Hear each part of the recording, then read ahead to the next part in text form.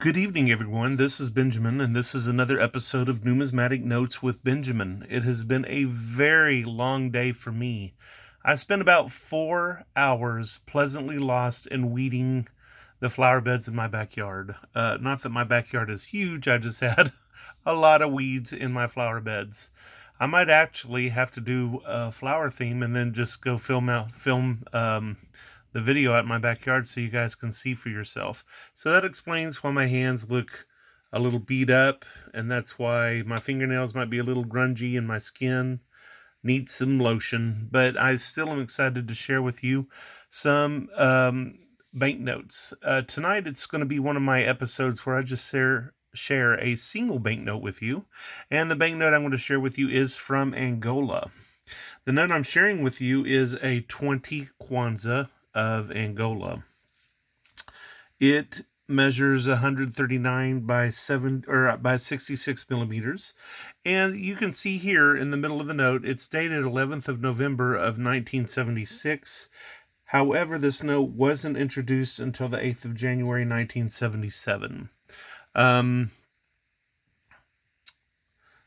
of a beautiful orange and brown note on both sides. We'll get into a little more information on just who and what appears on both sides of the note. The standard catalog of world paper money lists this note as a PIC 109, while the banknote book lists this note as B501.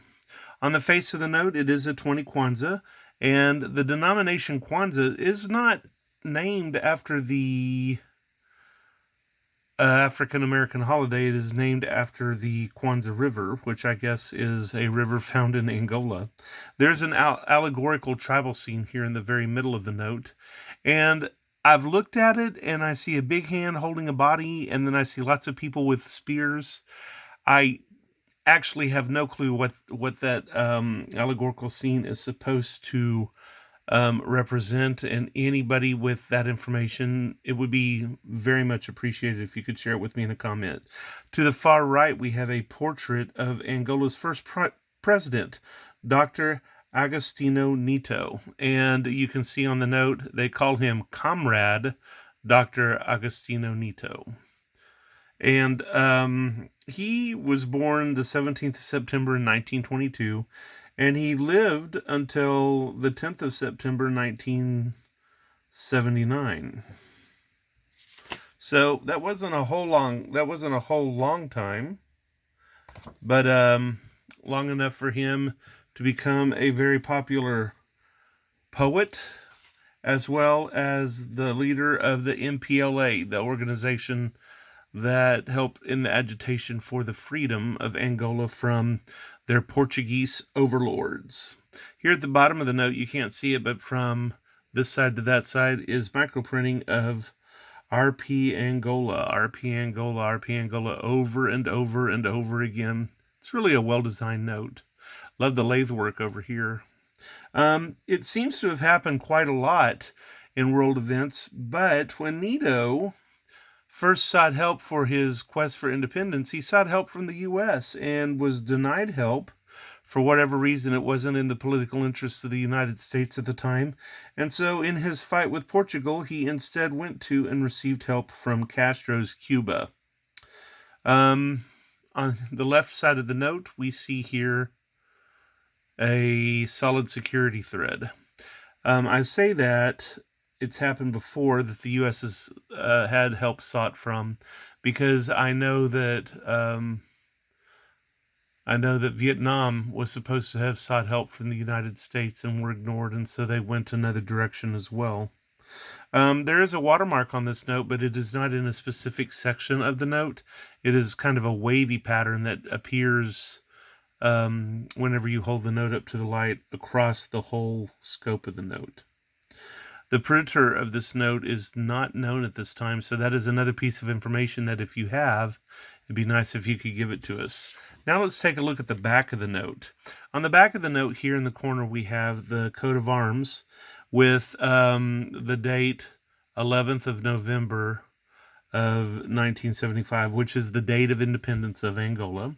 There is a partial gear you can see the teeth on this side of it that symbolize industry. Corn, cotton, and coffee plants symbolize the agriculture of the nation. There is an open book, and that symbolizes, yes, education and culture. The rising sun symbolizes the new nation, and you can see there a hoe and a machete crossed, and that symbolizes work and the beginning of the armed struggle. The star symbolizes international solidarity and progress, a very meaningful note. The vignette on the back of the note is soldiers in a field. And while I was doing my work, it was either for Angola or maybe it was for the Guinea-Bissau or Cape Verde, or maybe it was even Mozambique. But one of these nations had soldiers that, when they weren't fighting, actually were deployed to the fields to help farmers bring in the crops. I don't like making assumptions that that is the case here. But when I look at these soldiers in the field, all I can think of is zombie apocalypse. I mean, take a look at this guy here. Those could be the eyes and the smile of a man happy to be free and to be Angolan and not Portuguese Angolan. But dang, he's a little too happy to be out there in the field on a hot day with gun and ammo strapped around his neck and harvesting, if that's in fact what's going on. This note has always made me think of the zombie apocalypse. I know that's silly, but it is what it is. Here at the bottom of the note in microprint is the phrase 20, which is Portuguese for 20, over and over and over again. The coat of arms that are there in the bottom right-hand corner are also strikingly similar to that of other recently independent Portuguese African nations, like Mozambique and Guinea-Bissau. And even though there's no information on it, I would imagine that the soldiers here are part of the MPLA, which became the ruling party of independent Angola. It's a very interesting note. I was very happy to get this note. I like vignettes with soldiers on them. I like seeing young people, fighting for a cause. And I'm just tripped out by the expression on the guy's face. But this is a pretty great banknote. I'm not sure anymore how much I paid for it. I'm sure it was underneath $5. So I would imagine nowadays you can get it for close to 10, maybe a little bit more. But it's not an impossible note to find, and it's a welcome addition to my collection.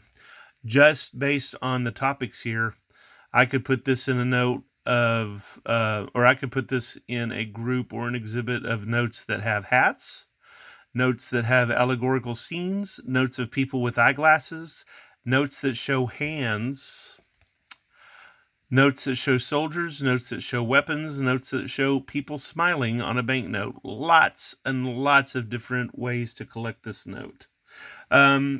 If you have not had a chance to look at my videos, I have more than 61 videos now on my YouTube channel. Please like and subscribe to my YouTube channel. And if you have any questions or comments on this Angolan banknote, please find it in yourself to make a comment. Please share my channel with your friends, your club members.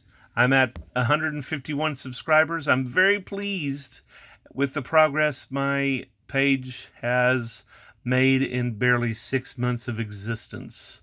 I'm Benjamin, and this has been Numismatic Notes with Benjamin. Have a jewel of a day.